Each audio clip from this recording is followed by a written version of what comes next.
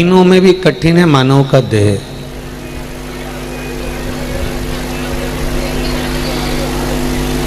और उस मानव देह के अंतर्गत भी कठिन है भगवान का भजन, स्मरण।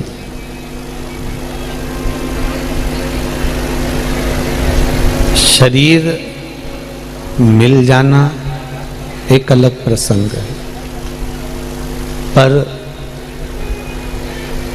शरीर मिलने के बाद में भगवान की भक्ति में लग जाना ये एक अलग प्रसंग है।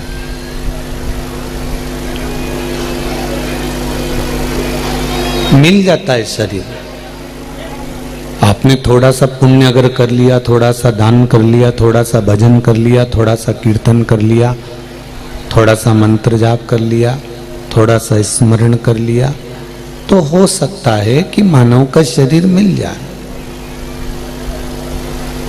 कोई बहुत बड़ी विषयता नहीं है, बहुत बड़ा वर्णन नहीं है, पर अगर मानव का शरीर मिल भी गया तो इस शरीर के द्वारा भगवान का भजन हो जाए, ये बहुत कठिन है, बहुत कठिन।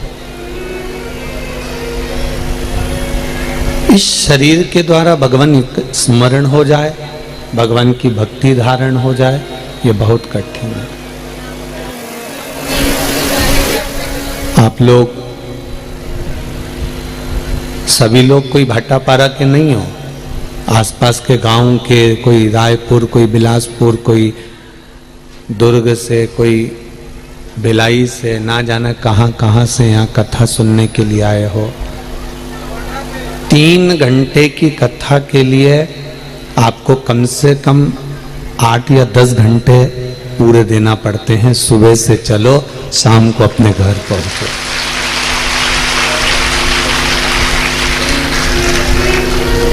अब जब 3 घंटे की कथा के लिए आपको पूरे कम से कम 8-10 घंटे देना पड़ते हैं, तब जाकर ये कथा आपके थोड़े से पल्लू में आ पाती है, थोड़े से पल्लू में आ पाती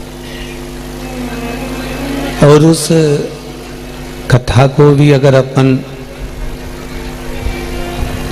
व्यर्थ समय निकाल दें कि मुझे यहाँ बैठना है, मुझे वहाँ बैठना है, मुझे यहाँ जाना है, मुझे वहाँ जाना है, तो ये समय गवा दिया तो फिर इस समय की कोई कीमत नहीं है। एक दिन निकल जाएगा आज का, 6 दिन बचेंगे। धीरे धीरे करते करते 5 दिन, 4 दिन, 3 दिन, 2 दिन, 1 दिन, और सीहोर वाला महाराज वापिस सीहोर चला जाएगा और आप अपने अपने घर चले जाओगे।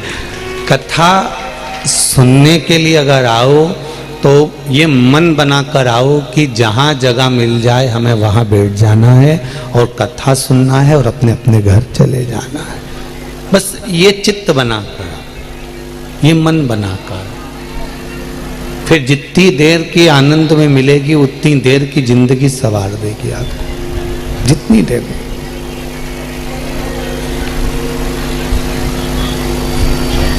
और ये मत सोचो कि शर्मा परिवार कथा करा रहा है तो वो तुमको आगे बिठाएगा कि पीछे बिठाएगा। कथा ये करवा ही नहीं रहा है, कथा तो देवाधिदेव महादेव करवा रहे हैं, जहां बिठाना होगा वो बिठाएगा।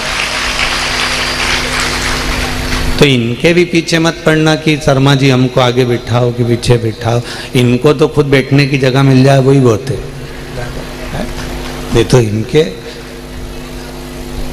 ये तो देवाधिदेव महादेव करा रहे हैं, अपन कर रहे हैं, और वो करा भी रहा है, कर भी रहा है और सुन भी रहा है। अपन तो केवल एक निमित्त हैं, केवल एक निमित्त।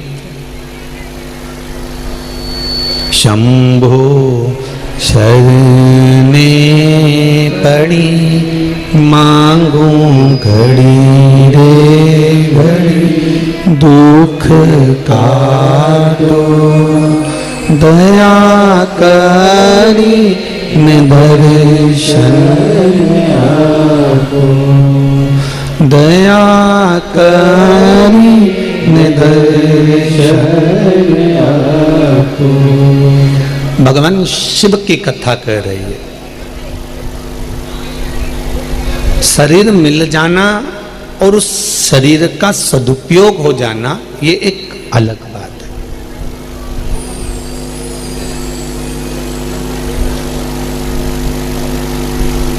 सब कुछ मिल सकता है। आप जितने जन्म लोगे उस जन्म में आपको, ऐसा नहीं है कि कुछ नहीं मिलेगा। जितने जन्म आप लोगे उस जन्म में पत्नी भी मिलेगी, पति भी मिलेगा, बच्चे भी मिलेंगे, कुटुंब भी मिलेगा, कबीला मिलेगा, घर मिलेगा, खाने के लिए भोजन मिलेगा, रहने के लिए परिवार मिलेगा, सब कुछ मिलेगा।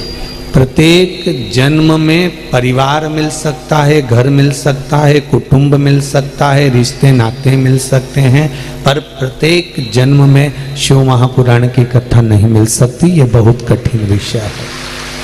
प्रत्येक जन्म में शंकर का गुणगान नहीं मिल सकता, प्रत्येक जन्म में शिव तत्व नहीं मिल सकता, प्रत्येक जन्म में शंकर का स्मरण नहीं मिल सकता।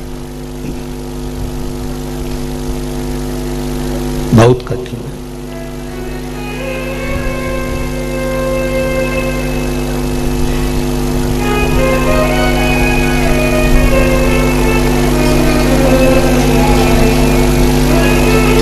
भगवान से तो इतना जरूर कहा करो कि हे भोलेनाथ, एक कृपा ऐसी करना कि जितनी बार भी मेरा जन्म इस मृत्यु लोक में हो, जितनी बार भी मैं इस मृत्यु लोक में जन्म लूं, तेरा दर हो, मेरा सर हो, और ये तमाशा उम्र भर हो। बस इतनी कृपा जरूर कर दो कि तेरा मुझे दर मिला रहे, तेरा द्वार मुझे मिला रहे, तेरी चौखट मुझे मिली रहे, और मेरा सर तेरी चौखट पर झुका रहे। तेरी चौखट पर मेरा सर जीवन भर झुका रहे। और ये चाहे जीवन बचपन हो, जवानी हो, अधेड़ी हो, बुढ़ापा हो, ये सारा जीवन यूं ही निकल जाएगा, बस आपके चरणारविंद का रस तत्व प्राप्त हो।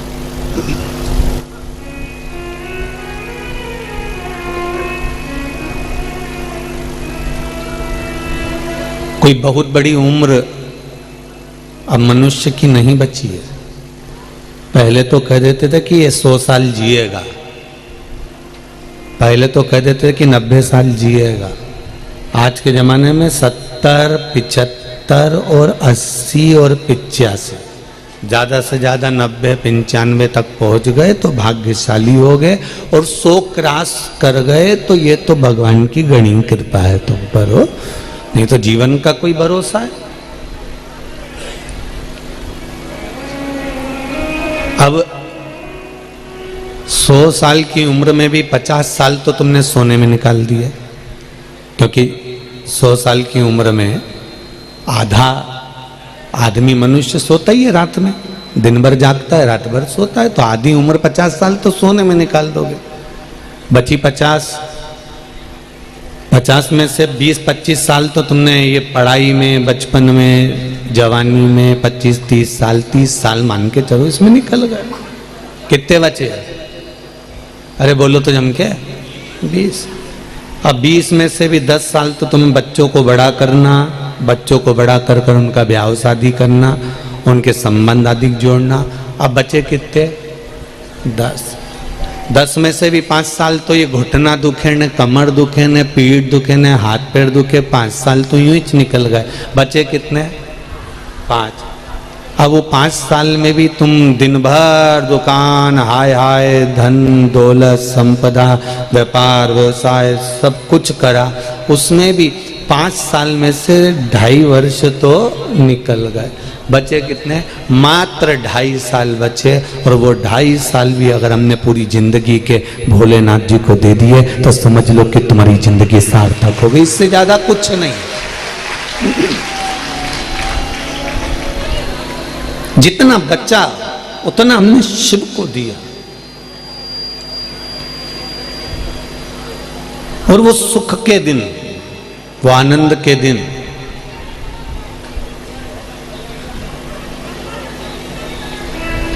स्वयं पर आधारित होकर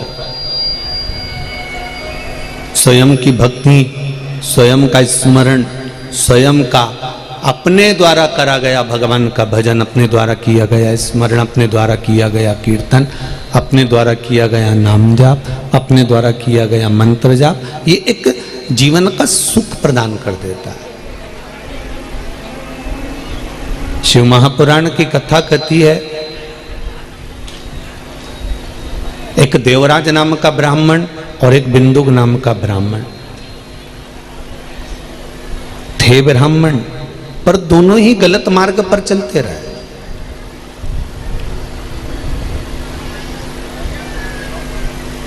ये बिंदुक भी गलत मार्ग पर चला और देवराज भी गलत मार्ग पर चला।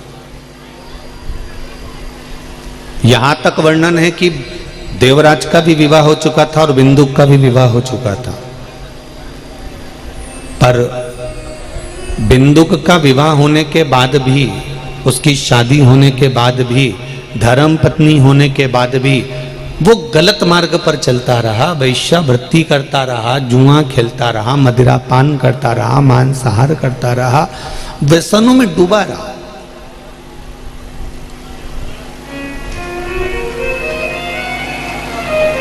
बहुत कठिन है मनुष्य की देह प्राप्त कर कर अगर आपका जीवन एक सहजता के विषय में निकल रहा है, मनुष्य देह प्राप्त करने के बाद आपका जीवन अगर सरलता में निकल रहा है, मनुष्य देह प्राप्त करने के बाद आपका जीवन अगर भगवत भजन में निकल रहा है, मनुष्य देह प्राप्त करने के बाद यदि आपका जीवन भगवान के स्मरण में निकल रहा है, तो ये बहुत भगवान की कृपा समझो।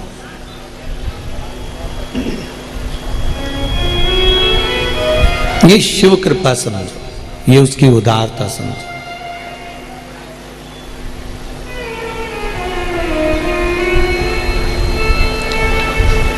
महाराज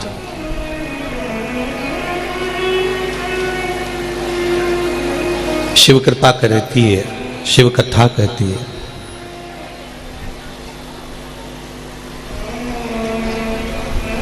बिंदु परिवार को चला रहा है, तब तक उसे चोरी करने की जरूरत नहीं पड़ी थी। बिंदु अपना घर चला रहा है, तब तक उसे चोरी करने की जरूरत नहीं पड़ी थी। और जितने भी लोग आस्था चैनल पर कथा सुन रहे हैं, जितने फेसबुक यूट्यूब पर सुन रहे हैं, सावन के महीने की अशोक सुंदरी शिव महापुराण की कथा को लोग कथा सुन रहे हैं, जरा ध्यान लगाकर सुनना। आपका, आपके परिवार का, आपके कुटुंब का, आपके कबीले का, आपके परिवार का पूरा बोझ उठाने की जवाबदारी मेरे देवाधिदेव महादेव की है। तुम्हारा बोझ वो उठा सकता,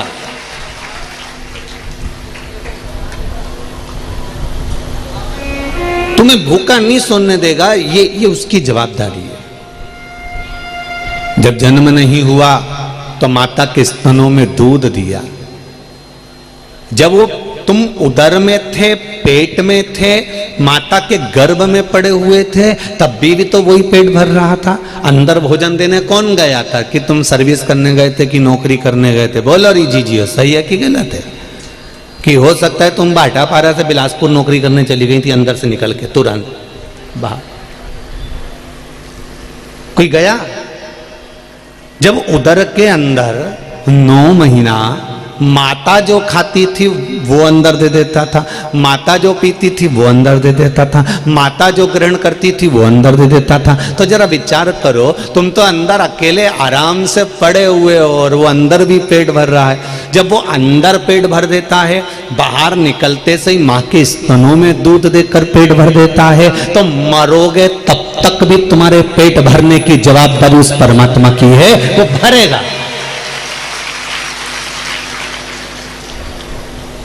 पर पेट भरने की जवाबदारी परमात्मा की है, पेटी भरने की नहीं।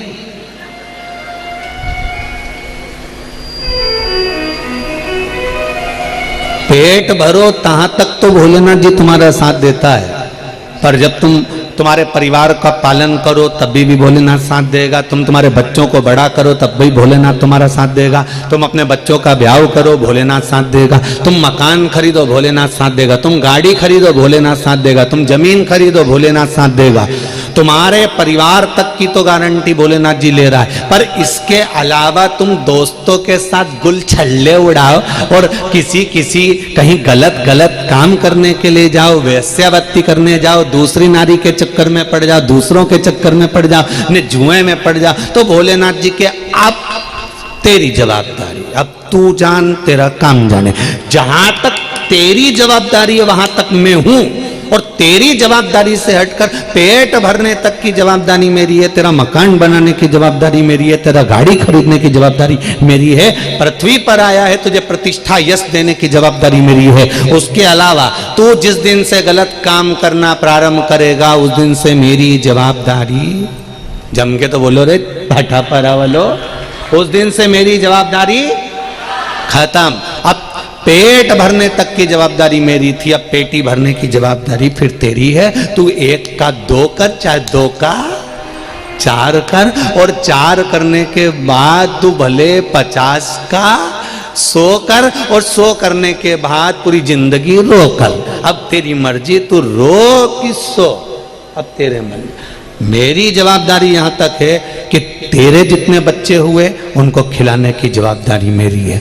मैं खुद नौकरी पैसा सब, तुम किसी गरीबड़े की बेटी की शादी देखना, उसके पास में कुछ भी नहीं होता तो भी शादी मेरा भोलेनाथ कराता है। कहां से कराता है ये वो जानता है। किसी के घर में बच्चा जन्म लेता है तो वो भाग्य लेकर पैदा होता है। किसी के यहाँ कोई मरता है, उसका कैसे काम कराना है, कितना रुपया लगाना है, कितने में 12वां कराना है, कितने में 10वां कराना है, ये भी भोलेनाथ जी कराता है। तुम्हारे जन्म से लेकर मृत्यु तक की सारी जवाबदारी मेरे शंकर की है। बस इतना याद रखना कि जब तक तुम सतमार्ग पर चलते रहोगे, जब तक तुम नेक मार्ग पर चलते रहोगे, जब तक तुम अच्छे मार्ग पर चलते रहोगे, तब तक जवाबदारी मेरे शंभू की है। जिस दिन तुमने अपना मार्ग बदल लिया, गलत मार्ग पर जाने लगे, वेश्यावृत्ति करने लगे, दूसरे नारी के चक्कर में पड़ गए, कहीं व्यसन के चक्कर में पड़ गए, मांसाहार मदिरापान वेश्यावृत्ति या बहुत ज्यादा उड़ाने लगे, अपनी शहंशाही दिखाने के लिए बहुत कुछ दिखाने लगे, तो फिर जवाबदारी उसकी समाप्त, फिर वो करनी है।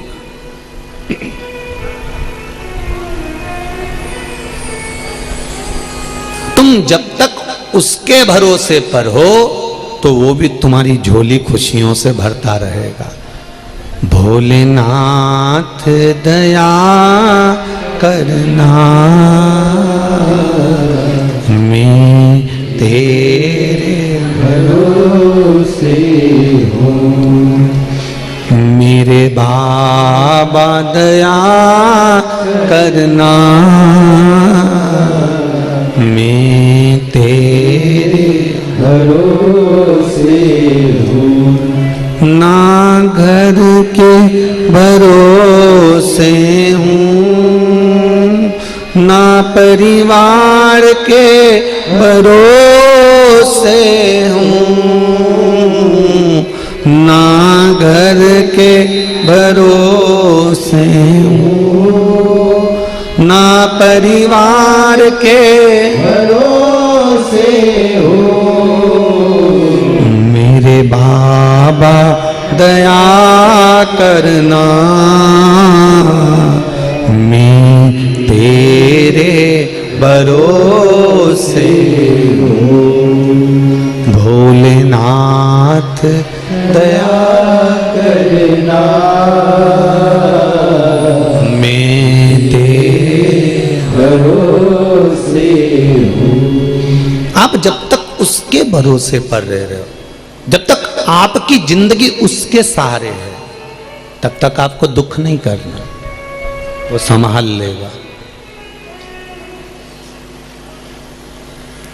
आज पूरे विश्व में नाग देवता की पूजन हो रही है, नाग पंचमी है। संपूर्ण सनातन वासियों को मेरी ओर से नाग पंचमी की बहुत बहुत बधाई। और चौरसिया समाज को आज बहुत बहुत, संपूर्ण विश्व की चौरसिया समाज को हमारी ओर से बहुत बहुत नागपंचमी की बधाई हो, क्योंकि पूरा चौरसिया समाज कोई दूसरा नहीं है, संपूर्ण विश्व का चौरसिया समाज मेरे शेषनाग और भगवान के गले में रहने वाले वासुकी नाग के कृपा पात्र हैं, आशीर्वाद के पात्र हैं। संपूर्ण चौरसिया समाज को बहुत बहुत साधुवाद।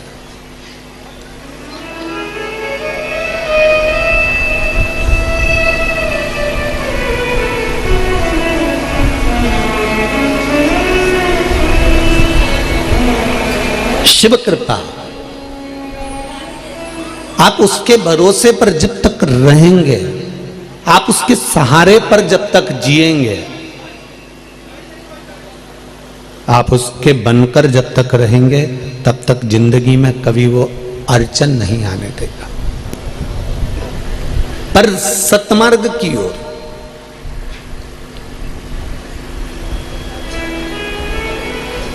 जैसे ही अभिमान बढ़ता है, जैसे ही अहंकार बढ़ जाता है, जैसे ही अभिमत्ता बढ़ जाती है, जैसे ही अहम व्यक्ति का बढ़ जाता है, वैसे कि वैसे ही फिर व्यक्ति नीचे की ओर आता जाता है। आप कितने भी ज्ञानी क्यों ना हो, आप कितने भी विद्वान क्यों ना हो,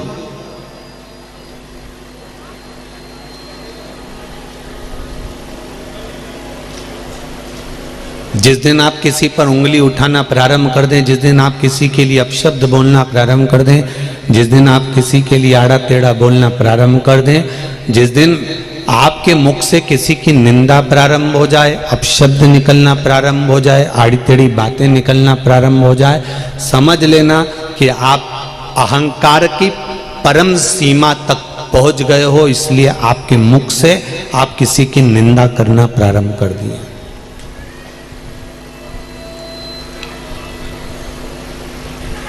आप अभिमान की ओर बहुत अग्रण्य हो गए हो, आप अभिमत्ता की ओर बढ़ गए हो, इसलिए आपने किसी न किसी की निंदा करना प्रारंभ कर दी। अभी तक आप खुद को देखते थे, अब आप किसी न किसी के लिए उंगली उठा रहे हो, तो आपका जीवन अहमता में जी रहा। एक शिव भक्त था जिसका नाम था वेदनाथ, पर उसको के बेदू कहते थे।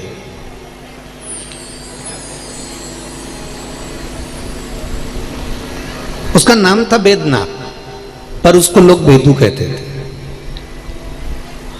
और बड़ा सरल, बड़ा सहज, दुनिया का सबसे कठिन काम है, सबसे कठिन काम दुनिया का अगर कोई है तो सरल बनना कठिन है।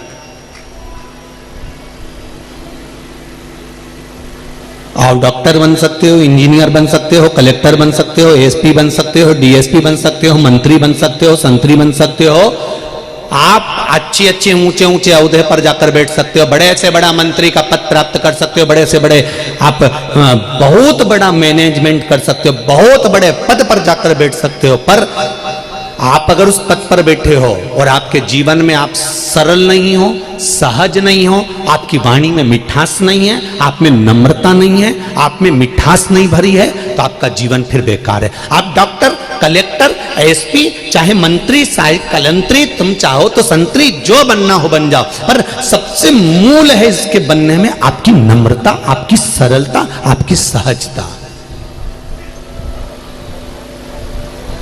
33 कोटि देवताओं में सबसे ज्यादा अगर कोई सरल है तो मेरे देव अधिदेव महादेव हैं।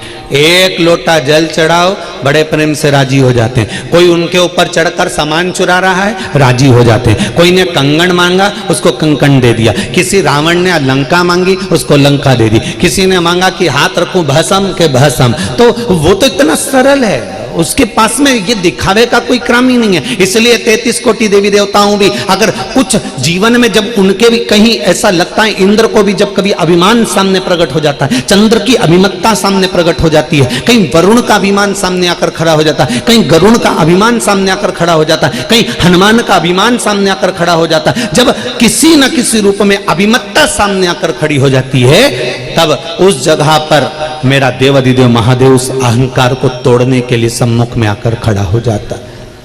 अभिमान जहां आया भगवान पीछे हट गया।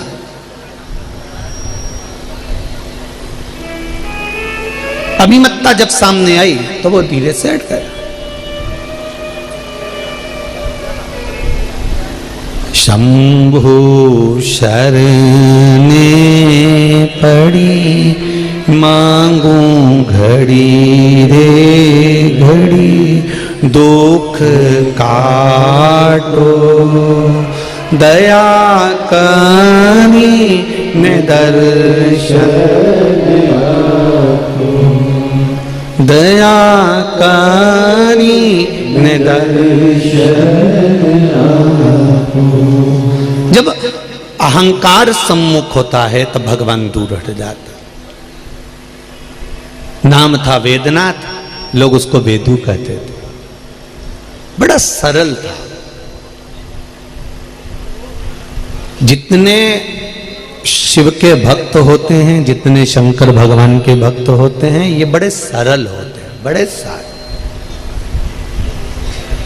हाँ, कहीं कहीं व्यक्ति के भीतर, जैसे लंकाधिपति रावण, भस्मासुर, तारकासुर, तारकाक्ष, विदुम्माली, कमलाक्षकी, विदल, उत्पल, ऐसे कहीं कहीं के हो सकते हैं कि जिनके भीतर पूजन करते करते, भगवान का आराधना करते करते, तप करते करते, साधना करते करते, यज्ञ करते करते, अनुष्ठान करते करते, अभिषेक करते करते, भगवान की पूजन करते करते इसके भीतर अभिमान उत्पन्न हो जाए तो वो बात दूसरी है। पर मेरी बहनों से निवेदन है और मेरे भाइयों से निवेदन है, जितने लोग आस्था चैनल पर कथा सुन रहे हैं, जितने फेसबुक यूट्यूब पर कथा सुन रहे हैं, इनसे निवेदन है, तुम कितना भी अभिषेक कर लो, तुम कितनी भी पूजन कर लो, तुम पशुपति व्रत धारण कर लो, चाहे शंकर जी के मंदिर में 1 लोटा पानी रोज चढ़ाने जाओ, पर तुम्हारे भीतर अहंकार नहीं आना चाहिए कि मैं 2 महीने से चढ़ा रही, कि मैं 3 महीने चढ़ा रही, मैंने 4 बार पशुपति व्रत कर लिया, मैंने 5 बार ये कर लिया, 6 बार ये कर लिया।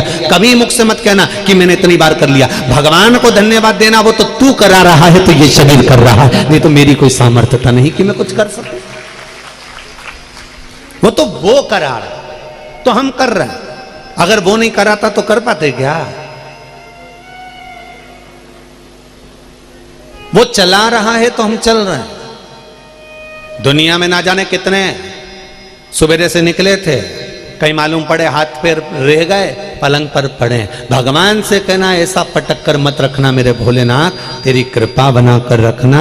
1 लोटा जल मेरी जिंदगी भर तेरे को समर्पित करते रहूं, तू दे ना दे वो तेरी मर्जी है, पर तेरे दरवाजे पर मैं आती रहूं, बस इतनी कृपा करना, ये शरीर चलता रहे और तेरे द्वार पर पहुंचता रहे, ऐसी करुणा बना कर रखना, ऐसी कृपा।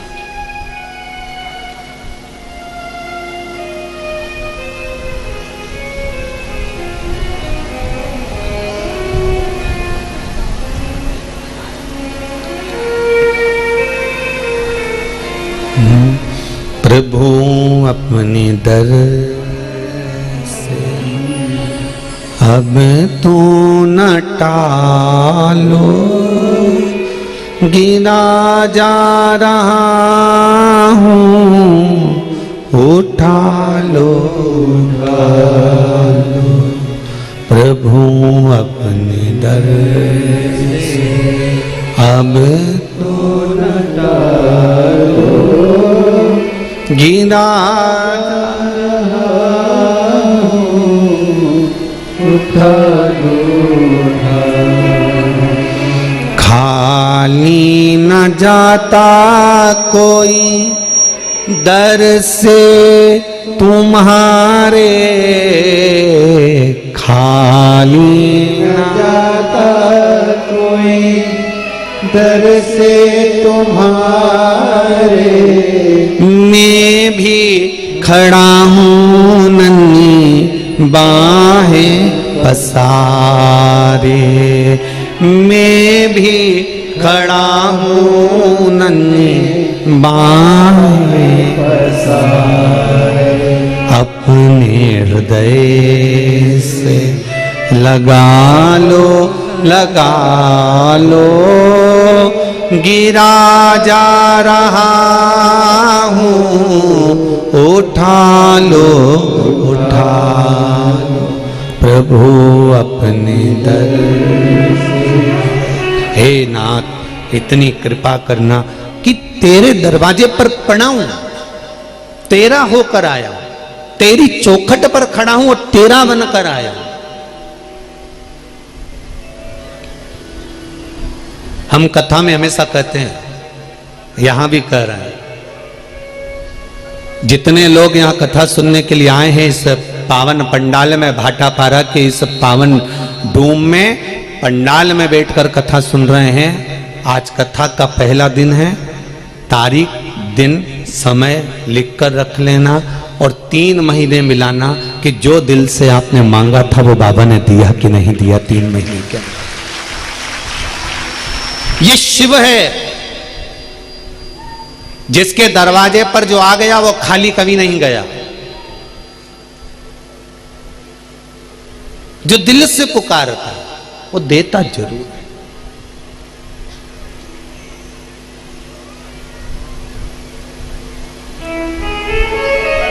वो कभी खाली रखता ही नहीं। हम पहले भी कहें, पहले के समय में भगवान भाई खाता रखता था लिखने के लिए कि इसने इतना करा तो इसको इतना देना, इसने ये पुण्य करा तो इसको इसका फल देना, इसने ये पाप करा तो इसको इस पाप का फल लिए देना। पहले के समय में भाई खाता रखता था। कोरोना के बाद से लैपटॉप रखना चालू करा है भगवान ने।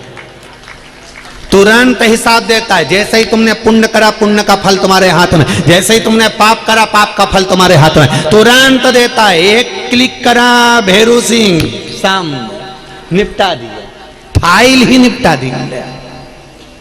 इतनी देरी तो करे ही नहीं वो आज के जमाने।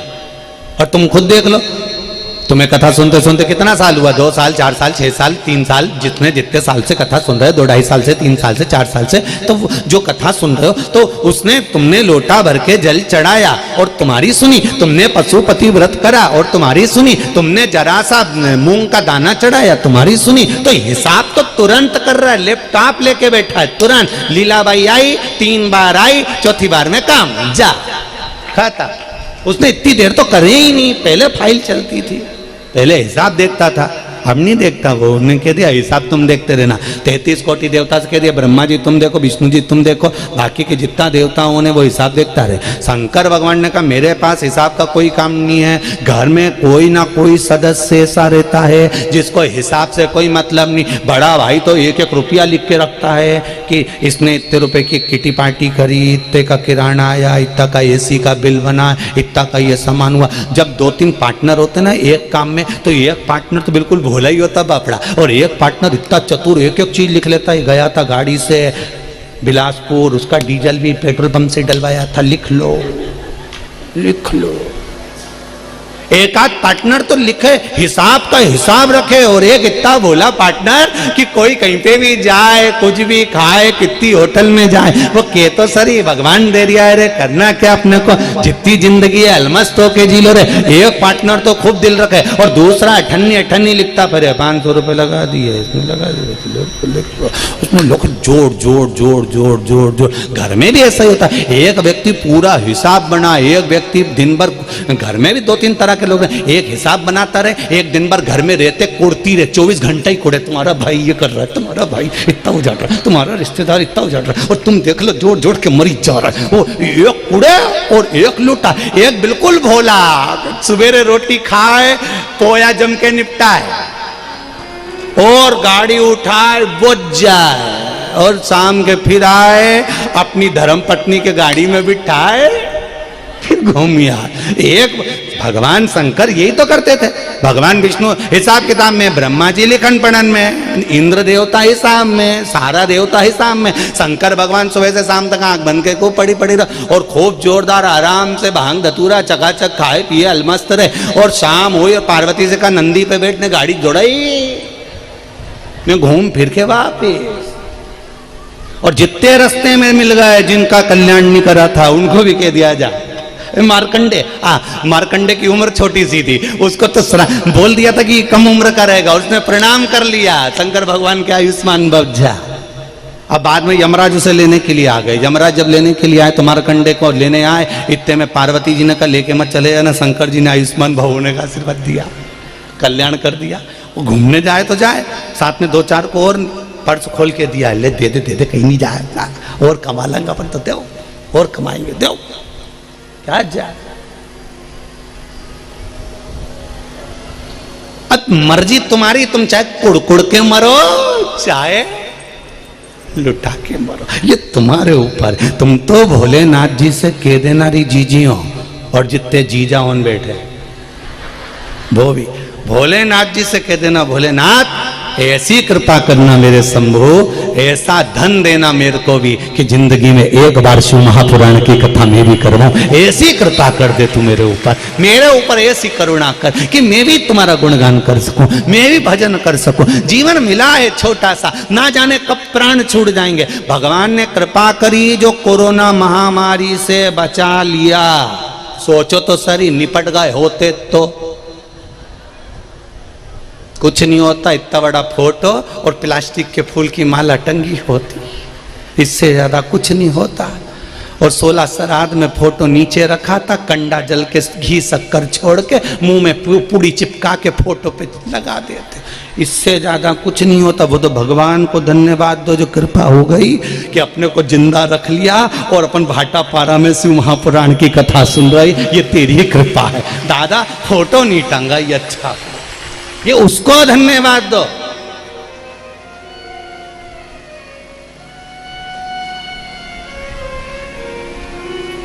गांव का नाम भी सरल नहीं है, भाटा और पारा है।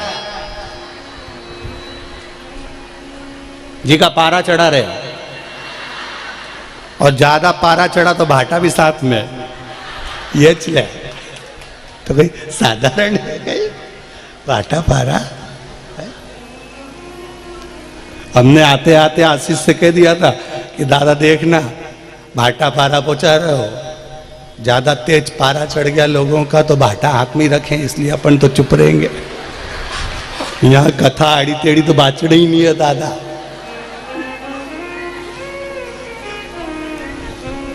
बिल्कुल, इसलिए शांति से कथा बाचना है। इसलिए तुमने देखा होगा अपन गाड़ी से चुपचाप आए।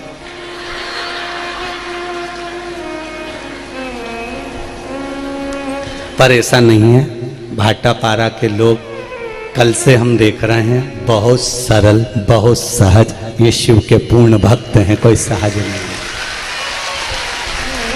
भाटापारा तो बाद में है, पहले मां अन्नपूर्णा की नगरी है भाटापारा। यहाँ मां अन्नपूर्णा का भंडार ऐसा भरा हुआ है कि जहाँ देखो अन्न ही अन्न मिलता रहता है। तो ये तो सहज मेरे शिव की नगरी है, मेरे शंकर का धाम है, सहज शिव कृपा, मेरे भोलेनाथ की उदारता, दया। इसीलिए कहते हैं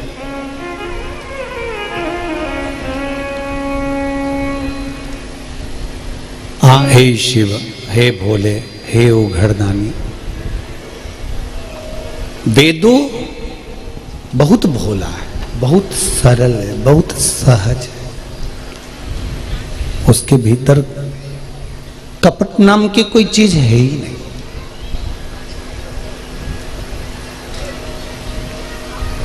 घर में हो सकता है 10 तरह के लोग हों, मित्रों में हो सकता है बहुत तरह के लोग हों, वेदु एकदम सहज है।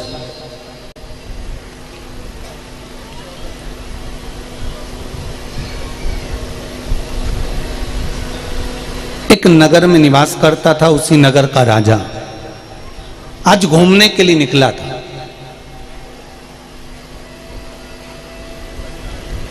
और नगर के राजा ने देखा कि नदी पार करने के बाद उधर शिव का मंदिर है, और बड़ा विशाल मंदिर है। बहुत भक्त लोग जाते हैं, मुझे भी जाना है।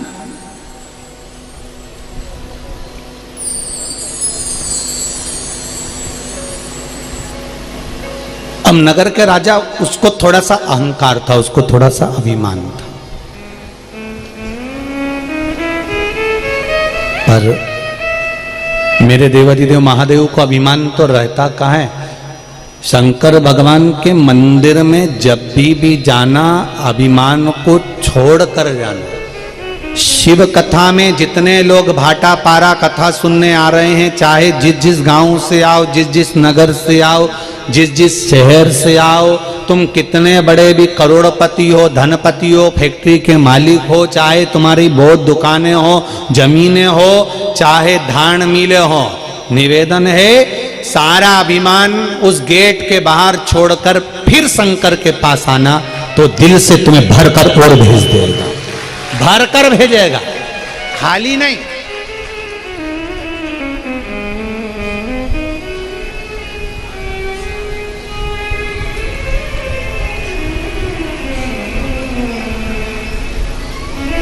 कितना कृपालु है वो।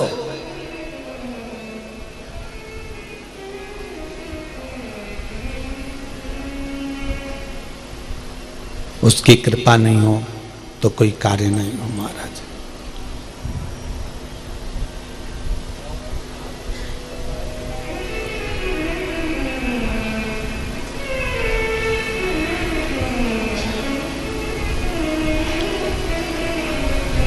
कल कोई कह रहा था गुरुजी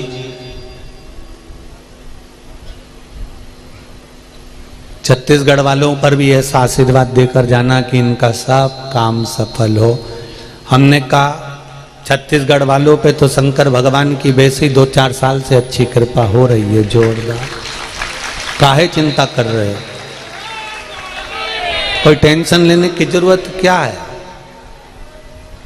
पहले छत्तीसगढ़ के लोग धान का छिलका ऐसे ही फेंक देते थे, अब तो शंकर भगवान ने ऐसी कृपा कर दी कि वह धान के छिलके से भी तेल निकलने लगा, तो वो छिलका की भी कीमत बढ़ा दी। वो शिव है। कोई सहज है क्या शंकर? पेट उसने दिया है तो भरने की जवाबदारी भी उसी की है।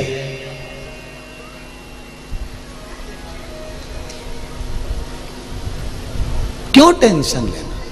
अब सौंप दिया इस जीवन का सब भार तुम्हारे। जब जीवन का संपूर्ण भार उसके माथे पर छोड़ दो, फिर वो ले जाएगा, लाएगा, क्या करेगा वो उसकी मर्जी। जैसे तुम लोग कहीं जाती हो ना, तो अपने पति के साथ बैठकर गाड़ी पे जाओ तो वो कहाँ रोकेगा, क्या खिलाएगा, तुम्हें टेंशन लेने की जरूरत नहीं। तुम तो बढ़िया पेंटिंग कर कुरा के पटला पटली लगा लोगों के जोरदार खोस के और पटली लेके तुम तो गाड़ी पे चढ़ के बैठ जा। उसके बाद वो चाउमीन खिलाए कि गोलगप्पा खिलाए कि तुम्हें भूखा प्यासा लिया है, ये मर्जी उसकी। वैसे भूखा प्यासा तो ला नहीं सकता, नहीं तो तुम कम ऐसे तो वो लाएगा नहीं, ये पक्का है। तुम्हें लेके जा रहा है तो जवाबदारी उसकी। तो अब तुम घर से निकले कथा सुनने के लिए, अब बोलो ईमानदारी से, तो कथा में बिठाना और फिर यहाँ से वापिस सुना के ले जाना और खिलाना पिलाना सब जवाबदारी उसकी। तुम्हारा है क्या? एक पत्र आया देखो, बड़ा सुंदर है।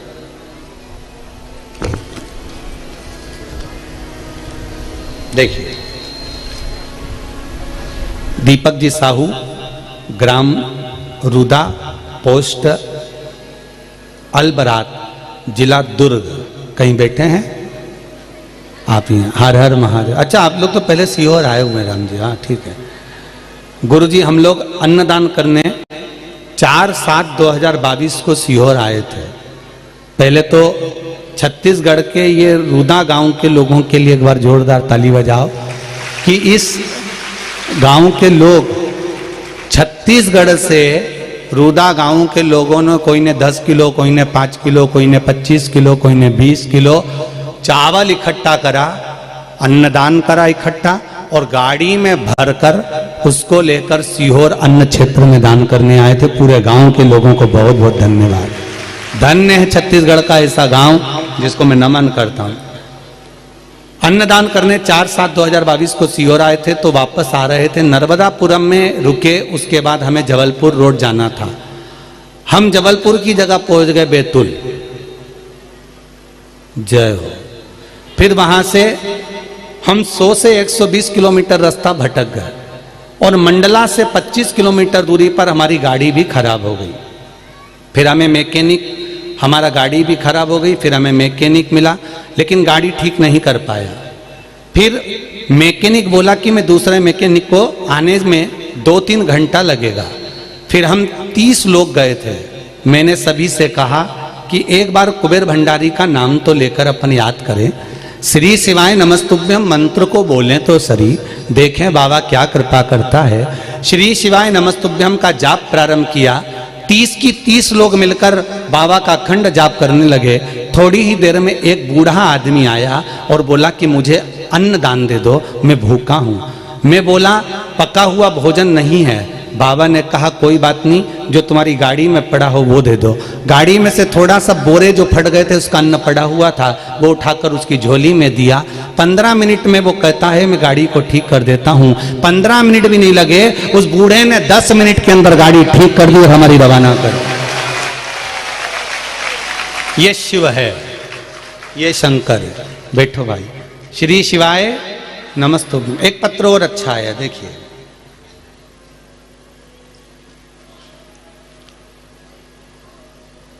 गुरुजी में सरोज मुंदड़ा राजनंद गांव से आई हूँ। सरोज जी मुंदड़ा कहीं बैठी हैं? कहीं बैठी हो तो हाथ जरूर हिलाइएगा। आप ही हैं? हर हर महादेव। दोनों हाथ हिला तो एक बार। मैं सरोज मुंदड़ा राजनंद गांव से। गुरुजी, मेरे दोनों घुटनों में 6 साल से बहुत दर्द रहता था। मेरी मामी जी ने मुझे बताया कि प्रदीप मिश्रा जी की शिव पुराण टीवी पर आती है, आप वो देखो। फिर मैंने आस्था चैनल में कथा देखना प्रारंभ करी। कुबेरेश्वर बाबा के धाम गए हम लोग, वहां से एक रुद्राक्ष लेकर आए और उस आपके बताए अनुसार रुद्राक्ष को जल में डालकर उसका पानी शिव को चढ़ाकर वो पीना और उसका घुटनों में लगाना प्रारंभ करा। रोज लगाती हूँ गुरुजी और ग्रहण भी करती हूँ। गुरुजी, मेरे आश्चर्य का ठिकाना क्या बताऊं, मेरे दोनों घुटनों का दर्द समाप्त हो गया और मैं आराम से नीचे बैठ सकती हूँ, कथा सुन सकती हूँ। अब आराम से बैठ रहे हैं आप, बाबा की कृपा हो, शिव कृपा। घुटने ठीक हैं? हर हर महादेव। विराजिए। हर हर महादेव। शिव कृपा होती ही ऐसी, तेरी कृपा बिना न हिले एक भी अणु, लेते हैं श्वास तेरी कृपा से तनो। हे गंगाधार मुक्ति द्वार ओमकार तू, बोले ओमकार तू, आयो शरण तिहारी शंभु तार तो। बखान क्या करूं मैं राखों के ढेर का, चपटी भभूत में खजाना कुबेर का। उसकी कृपा जब हो, आप दिल से पुकारो, वो दिल से तुम्हारे सामने। आने में देरी उसको लगती है जो दूर रहता है। तुमको तकलीफ हुई, पूना में बहू रह रही है, उसको बुलाओगे तो आ जाएगी क्या? अरे जम के तो बोलो नहीं।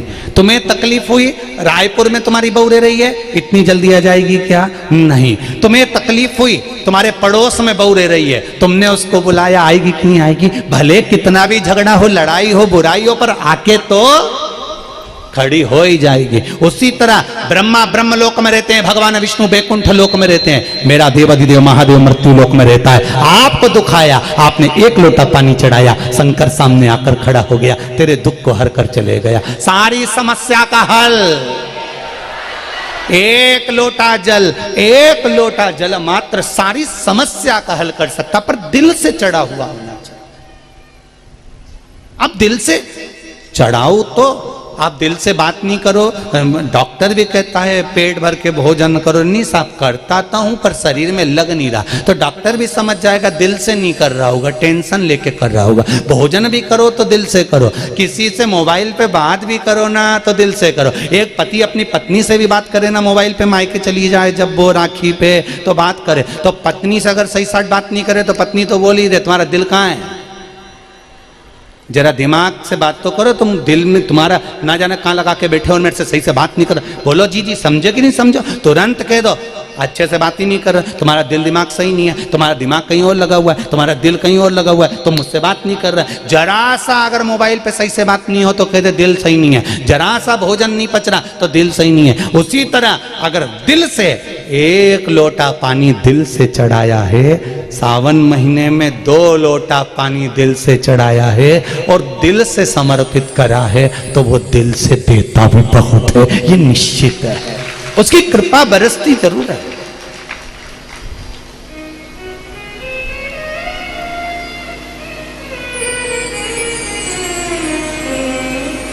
आप दिल से पुकारो तो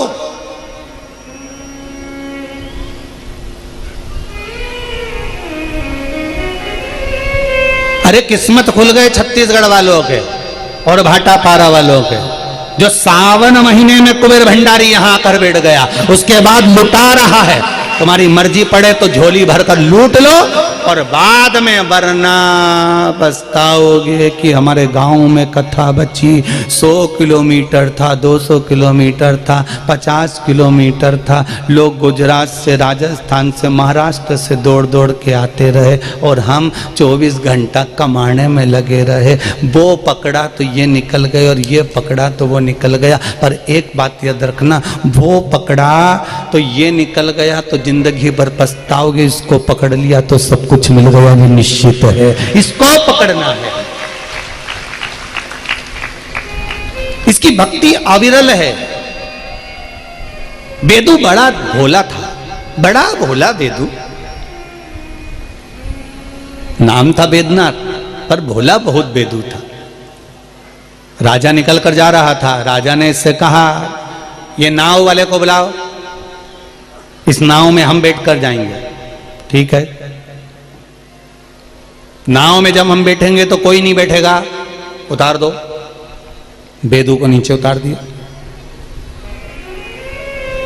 राजा ने पूछा तुम कौन? मेरा नाम बैद्यनाथ। अच्छा, कहाँ जा रहे हो? सामने नदी के पार शिव जी का मंदिर है, मैं वहां जा रहा हूं, बाबा का श्रृंगार करने जाता हूं। अच्छा, जल चढ़ाने जाता हूं, वो भी बाबा बुला लेते हैं तो चला जाता हूं, नहीं तो मेरी सामर्थ्यता नहीं है। आप रोज मंदिर जा रहे हो, बाबा बुला रहा है तो जा रहे हो। आप रोज जल चढ़ाने जा रहे हो, बाबा बुला रहा है तो जल चढ़ाने जा रहे हो। आप बाबा धाम जा रहे हो सुल्तानगंज से कावड़ लेकर, ये बाबा बुला रहा है तो आप जा रहे हो, वरना कौन कहां जा पाता है साहब? किसकी सामर्थ्यता? कितने लोग हैं जो शिव जी के मंदिर में रोज जल चढ़ाते हैं? जरा हाथ उठा।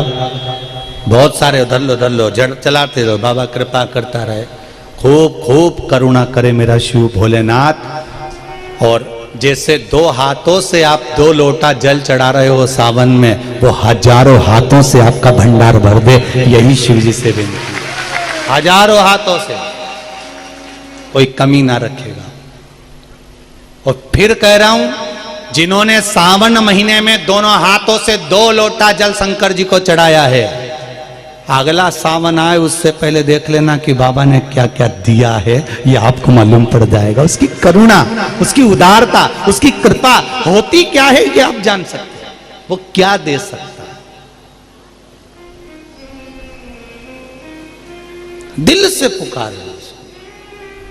बेदू कहता है मेरे बाबा मुझे बुलाते हैं, मैं चले जाता हूं। अच्छा, हाँ, क्यों? इस नाव से तो हम जाएंगे, तुम दूसरी नाव ले लो। बेदू ने दूसरी नाव पकड़ ली। राजा नाव में बैठ गया। राजा ने अपने सैनिकों से कहा कुछ भी हो जाए, इस बेदू से पहले मुझे शंकर के मंदिर पहुंचना है, पहले दर्शन मैं करूंगा तब बेदू करेगा। बेदू के मन में अहंकार नहीं था, राजा के मन में अभिमान था। राजा नाव में बैठ गया, बेदू दूसरी नाव में बैठ गया। बेदू नाव खेता हुआ पार उतर गया। राजा नाव खेता खेता रात हो गई, पार नहीं उतरा। बेदू श्रृंगार कर कर वापिस आने लगा तो राजा ने अपने सैनिकों से पूछा, ये नाव पार क्यों नहीं हुई? अपन तो अभी इतनी देर से 2 घंटा 4 घंटा 6 घंटा 8 घंटे से खेल रहे हैं, पार क्यों नहीं उतर रही?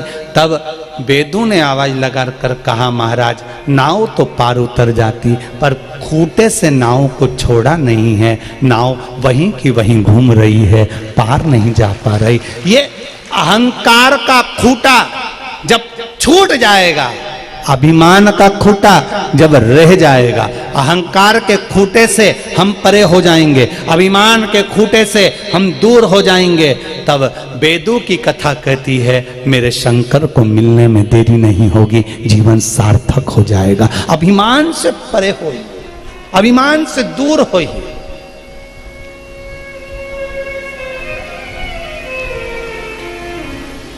आपका कितना वैभव है उससे मतलब नहीं है, आपकी कितनी सत्ता है उससे मतलब नहीं है।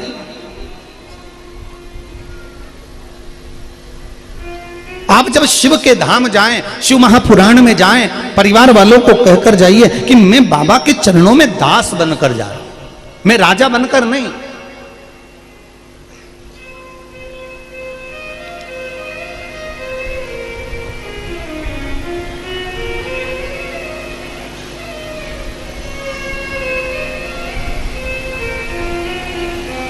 आप जितना दास तत्व ग्रहण, शर्मा परिवार में हम लोग कल से आए हुए हैं, कल से शर्मा परिवार हुए, उनके मित्र दोस्त गोयल जी आदि आदि जितने अग्रवाल जी, बहुत सारे सखा संबंधी सभी लोग सेवा में लगे हुए हैं। एक बाबू उनका बहुत बारंबार, गुरु जी कोई सेवा में कमी हो बताइएगा, सेवा हो कोई भी कार्य हो जरूर बताइएगा, गुरु जी कोई कार्य हो तो जरूर बताइएगा। हम कह भी दिए बस 2 समय का प्रसाद मिल जावे, बाबा की सेवा हो जावे, श्री शिवाय नमस्तुभ्यम मंत्र का जाप हो जावे और बाबा की और लाला की सेवा हो जाए, इससे बढ़कर सुख और क्या चाहिए। शिव स्मरण में डूबे,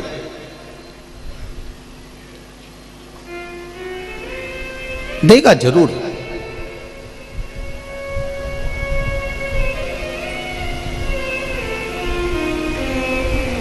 कई बहुत साधारण से साधारण लोग भी हमारे पास में पत्र लिखकर भेजते हैं, क्या हम भी कभी जीवन में एक बार शिव पुराण की कथा करवा पाएंगे? क्यों नहीं, क्यों नहीं?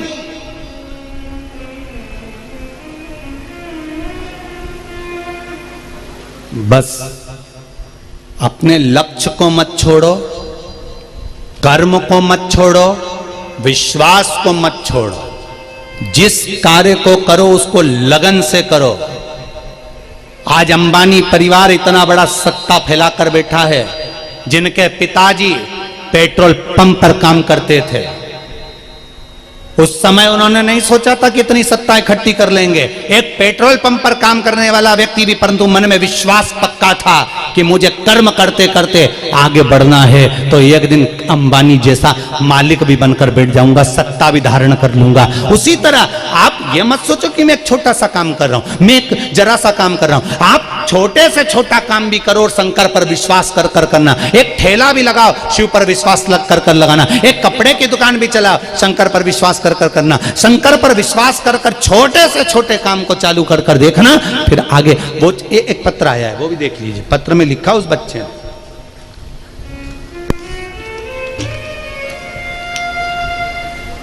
मैं आयुष अग्रवाल, उम्र 26 वर्ष, जिला कोरबा, छत्तीसगढ़ से हूं। कहीं बैठे हैं आयुष जी तो हाथ हिलाइएगा। आप ही हैं? दोनों हाथ हिला दो।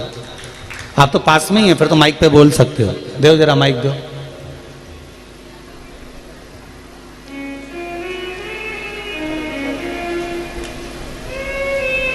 मैं आयुष अग्रवाल, उम्र मेरी 26 वर्ष है, जिला कोरबा, छत्तीसगढ़ से आया हूं। कोई मुझसे पूछे कि शिव महापुराण सुनने से क्या मिला है, तो मैंने कहा ऐसे कौन सा मेरा काम है जो बाबा ने नहीं किया है। श्री शिवाय नमस्तुभ्यम। श्री शिवाय नमस्तुभ्यम गुरु जी। बाबू कहाँ से आए हैं? मैं 200 किलोमीटर दूर कोरबा जिला से आया हूँ। यहाँ से कोरबा 200 किलोमीटर है। हाँ। अच्छा, क्या नाम है आपका? आयुष अग्रवाल जी। आपने लिखा है बाबा ने मुझे इतनी कृपा कर दी, इतनी कर दी कि मैं वर्णन नहीं कर सकता। हाँ। बहुत कृपा है, इतना है कि मैं 7 दिन का भी कथा भी कम पड़ जाएगा, इतना कृपा करी बाबा ने मेरे को। खाली मात्र मैं अभी 2 काम पूरा करवाने के लिए आया हूँ। एक तो बाबा को धन्यवाद देने आया हूँ कि मेरे को 2 साल में इतना दिया कि मैं रखने के लिए काबिल नहीं हूँ। जो और दूसरा, एक बार कोरबा जिला में शिव पुराण की कथा करवानी है। बाबा से विनती कर जाओ। भगवान सब चीज दे दिया मेरे को। आपने लिखा है, मेरा पूरा परिवार सदस्य मित्रगण में समस्त लोग आश्चर्य में हैं कि ऐसा 2 साल में इसको पास में इतना कैसे आ गया। ना तो मैं शिव जी को जानता था, ना मैं शिव मंदिर जाता था। आपने 1 सेकंड की पूजा नहीं करता था मैं 2 साल पहले। 1 सेकंड की पूजा भी नहीं करता था, इसमें लिखा है। घर वाले बोल बोल के थक जाते थे कि पूजा कर। कभी मैं पूजा ही नहीं करता था, इतना व्यस्त रहता था दुकानदारी में। पर किसी ने कहा कि शिव पुराण आती है तो तू सुन, तो मैंने थोड़ी सी शिव पुराण सुनना चालू करी। मंदिर जाना चालू नहीं करा, केवल शिव पुराण सुनना चालू करा। आप कथा में कहते हो कि शंकर से कथा सुनते सुनते मांग लो। मैंने भी सोचा प्रैक्टिकल कर देख लेता हूँ। मैंने भी कथा सुनते सुनते बाबा से मांगा, और उसने जब देना चालू करा तो पत्र में लिखा है कि मेरी झोली छोटी पड़ गई, कहाँ रखूं ये समझ में नहीं आ रहा, इतना दे दिया बाबा। हर हर हर हर महादेव। शिव कृपा। बैठिए बाबू बैठिए। शिव करुणा सागर, उसकी कृपा बिना कुछ नहीं, उसकी करुणा बिना कुछ भी नहीं। अगर आज 200 किलोमीटर दूर से कोरबा से यहाँ भाटापारा कथा सुनने आए हैं परिवार को लेकर, केवल बाबा को धन्यवाद देने के लिए आए हैं कि तूने मुझे 2 साल पड़ा था घर के अंदर, रह रहा था घर में, क्या था, पर विश्वास, कर्म और मेरे शंकर पर भरोसा था, तो 2 साल में उसने इतना दे दिया कि शिव महापुराण की कथा लेने आए हैं तो विश्वास के बल पर ही आया होगा, ऐसे नहीं आ सकता। हम आपसे भी कहेंगे, आप तो शिव से कहो तो सही, उससे दिल जोड़ो तो सही, एक बार विश्वास रखकर, भले दुनिया के लोग कुछ भी कहें, आग लगे बस्ती में अपन रहो, बस आप तो शिव की आराधना करो, 1 लोटा जल चढ़ाओ और श्री शिवाय नमस्तुभ्यम मंत्र का जाप दिन रात करते रहो, दिन रात करिए। 24 घंटा भगवान का भजन कर सकते हो। ये नहीं देखना कि दिन है कि रात। मौत और महाकाल, इन दोनों के पास जाने का कोई समय नहीं होता, मरने का कोई समय नहीं होता कि दिन में मर रहा है कि रात में मर रहा है कि सुबह मर रहा है कि शाम को मर रहा है। रोटी बनी बनाई धरी की धरी रह जाती है और आदमी निपट जाता है। फ्रिज में मिठाई पड़ी की पड़ी रह जाती है और लोग निपट जाते हैं। कई काम पड़ा की पड़ा रह जाता है और लोग निपट जाते हैं। मरने की भी समय नहीं, उम्र नहीं। उसी तरह महाकाल का भजन की, शंकर के भजन का न समय है न उम्र है। दिन में करो, सुबह करो, रात करो, शाम करो, तुम्हारी मर्जी पड़े तब करो। पहले के समय में शंकर जी के मंदिर में पट भी नहीं होता था। होता था क्या? शंकर भगवान का ओटला होता था, ओटले के नीचे शंकर जी बैठे रहते थे। शिवलिंग, ना पट, ना जाली, ना दरवाजा, तुम्हारी मर्जी पड़े जब आओ लोटा भर के चले जाओ। ना पट, ना कपट, ना झंझट। शंकर के पास कुछ नहीं होता था। शिव तो अड़भंग, जहां मर्जी पड़े वहां बैठा हुआ है। वो तो अब लोग बाग सुबह ये वाली पूजन मत करो तो शाम को मत करो, तो रात्रि को करवा दी, तो दिन में करवा दी, तो ये करा दी, तो वो करा दी। दुनिया के लोग झंझट में पड़े हुए हैं। अपने को झंझट में नहीं पड़ना। जब तुम्हें फुर्सत मिले तब ब्राह्मण देवता को बुलाओ और अभिषेक कराओ। जब तुम्हारी फुर्सत मिले तब शंकर जी का गुणगान करो। जब तुम्हारा मन करे तब शंकर के दरवाजे जाओ। जब तुम्हारा दिल करे तब महादेव का भजन करो। जब तुम्हारा मन करे तब शिव का नाम लो। क्यों? क्योंकि श्वास कब आखिरी है किसी को नहीं मालूम। शास्त्र कहता है, रामकृष्ण परमहंस जी से पूछा गया, स्वामी विवेकानंद ने कहा कि भजन करने का सबसे अच्छा समय कौन सा है? स्वामी विवेकानंद जी ने रामकृष्ण परमहंस से पूछा, भजन करने का, भगवान का नाम लेने का सबसे अच्छा समय कौन सा है? तो रामकृष्ण परमहंस जी ने कहा, मरने से 1 मिनट पहले। तो स्वामी विवेकानंद जी ने पूछा, मरेंगे कब? रामकृष्ण परमहंस जी ने कहा, पता ही नहीं, इसलिए हर 1 मिनट में जपते रहो। कब मर जाओगे, उससे पहले भजन तो करो। तो मृत्यु का समय नहीं है, समय भगवान। ये दुनिया के लोग भ्रम करते रहेंगे, कई लोग अपनी अपनी विद्वत्ता झाड़ते रहेंगे, अपना अपना ज्ञान दर्शाते रहेंगे कि ये टाइम जपो ने, रात को मत करो तो दिन में मत करो, तो सुबह मत करो तो शाम को मत करो। तुम तो जपो, तुम्हारी मर्जी पड़े तब तक जपो, कोई समय नहीं भगवान की भक्ति का। और कोई बोले तो कह देना सीवर वाला महाराज ने बोला, पगला है वो तो, उसमें अक्ल नहीं है, उसने ना तो वेद पढ़ा ना शास्त्र पढ़ा, कहीं नहीं पढ़ा। अपन ने तो केवल एक ही चीज पढ़ी, श्री शिवाय नमस्तुभ्यम, इसके सिवाय कहीं नहीं पढ़ा।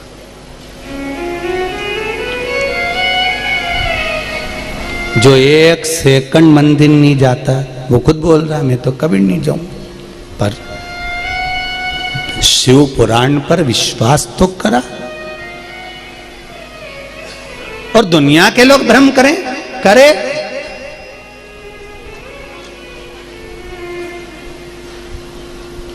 एक बात बताओ रे,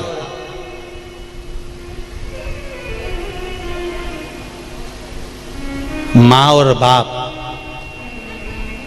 के कमरे में जाने के लिए बच्चों को पूछना पड़ता है क्या? जम के बोलो री बहनों, नहीं। माँ और बाप के कक्ष में जाने के लिए औलाद को कभी नहीं पूछना पड़ेगा।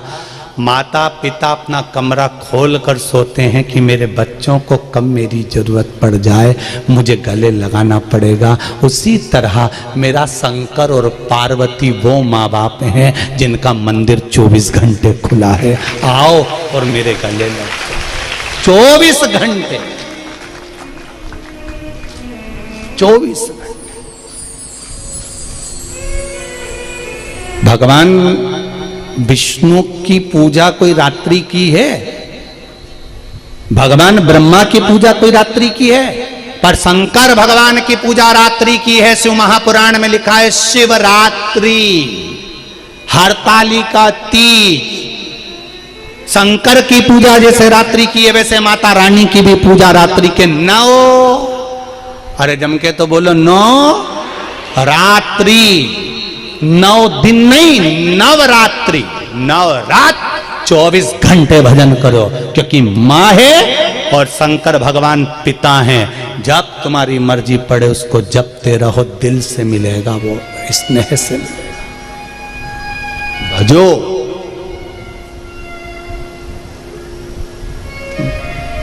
वेदों ने कहा राजन, अहंकार को बाहर रखकर आते तो तुम शंकर के मंदिर पहुंच जाते, पर तुमने अहंकार अपने साथ में रखा इसलिए शिव के मंदिर तक नहीं पहुंच पाए। अभिमान जब तक है शिव का द्वार नहीं पहुंच सकते।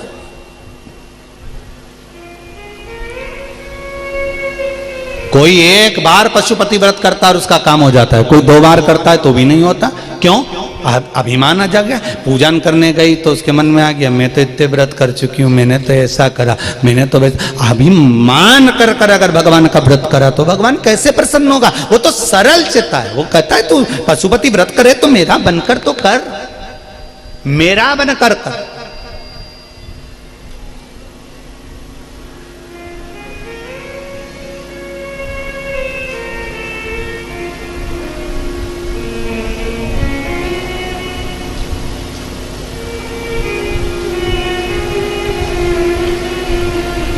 जितने लोग बैठे हो और जितने आस्था चैनल पर फेसबुक यूट्यूब पर कथा सुन रहे हो, सावन के महीने की आज नाग पंचमी की कथा है। दिल से उससे कहना भोलेनाथ दया करना, मैं तेरे भरोसे हूँ। हमारा कोई नहीं, हम तो तेरे भरोसे पर जी रहे हैं। मेरा कोई दुकान नहीं, धंधा नहीं, पानी नहीं। जिस दुकान को खोलती हूँ उसमें बरकत नहीं होती, मेहनत करती हूँ फल नहीं मिलता। बच्चे पढ़ने के लिए अग्रहण होते हैं, रिजल्ट ठीक नहीं आता। तू करेगा जो कुछ करेगा। मैंने सुना है तू खाली नहीं छोड़ता, तेरा भरोसा भारी है, तेरा भरोसा है, तेरे भरोसे पर जी।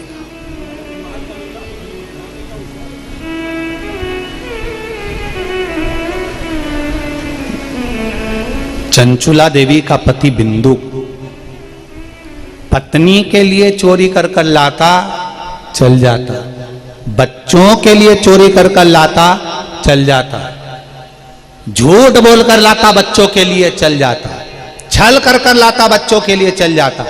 पर बिंदु ब्राह्मण होकर चोरी भी करा, छल भी करा, बेईमानी भी करा, पर अपनी पत्नी और बच्चों के लिए नहीं, किसी स्त्री का संग पकड़ लिया था उसने, तो उस स्त्री के लिए चोरी कर रहा था।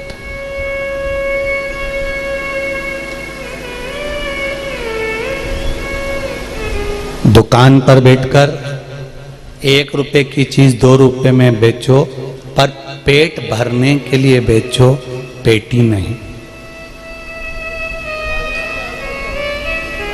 परिवार को पालने के लिए करो, पर परिवार को छोड़कर गलत जुए में लगाना है, वैश्यावृत्ति में लगाना है, मदिरापान में लगाना है, मांसाहार में लगाना है, लोगों को अपनी सत्ता दिखाना है, वैभव दिखाना है। जब तुम अहंकार में आकर अपना वैभव दिखाने के लिए जब बहुत बेईमानी करने लगते हो, तब अति हो जाती।